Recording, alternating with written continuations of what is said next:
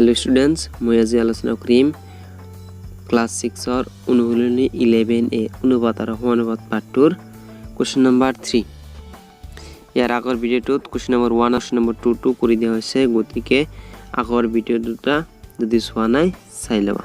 Question number 3 जे तলৰ অনুপাতবোৰৰ পৰা একক অনুপাত লঘু অনুপাত আৰু গুৰু অনুপাতবোৰ বাছি লোৱা।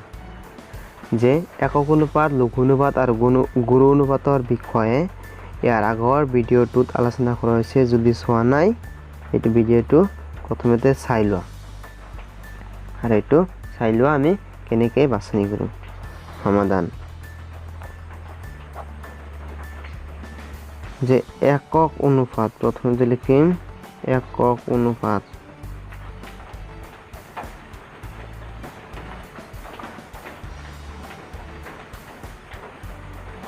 লঘু অনুপাত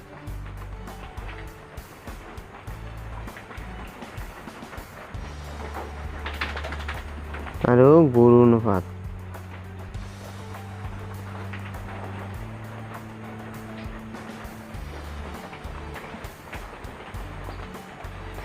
যে একক অনুপাত কোনবোৰ যিবোৰ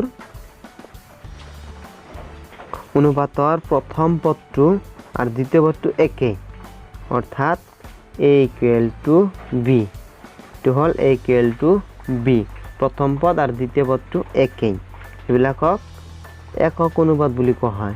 ইয়াতে কোনটো দিয়া আছে একে দিয়া আছে অনলি 3 নম্বৰটো দিয়া আছে আৰু 6 নম্বৰটো দিয়া আছে আৰু 9 নম্বৰটো দিয়া আছে গতিকে 3 নম্বৰটো হ'ব ইয়াতে একক অনুপাত হ'ব 6 নম্বৰটো হ'ব আৰু 9 নম্বৰটো একক অনুপাত হ'ব।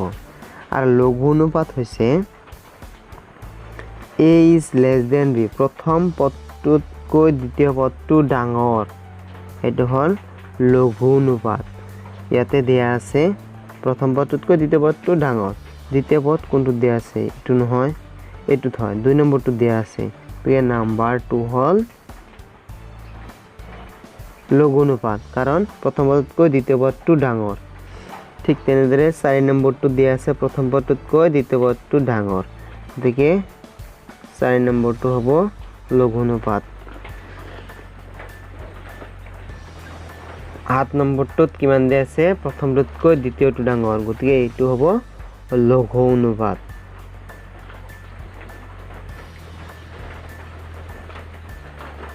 আৰু দিয়া নাই তেনেহলে আৰু হল গুৰু অনুপাত হ'ব a is greater than b দেখি প্ৰথম পদটো দ্বিতীয় পদটোতকৈ ডাঙৰ গতিকে প্ৰথমটোত দিয়া আছে প্ৰথম পদটোই ডাঙৰ দিয়া আছে গতিকে নাম্বাৰ 1 টো হ'ব গুৰু অনুপাত। আৰু নাম্বাৰ 5 টো হ'ব কাৰণ প্ৰথম পদটো দ্বিতীয় পদটোতকৈ ডাঙৰ গতিকে এইটো হ'ব গুৰু অনুপাত পদটো দ্বিতীয় পদটোতকৈ ডাঙৰ ঠিক হ'ব 8 নম্বৰটো হ'ব গুৰু অনুপাত।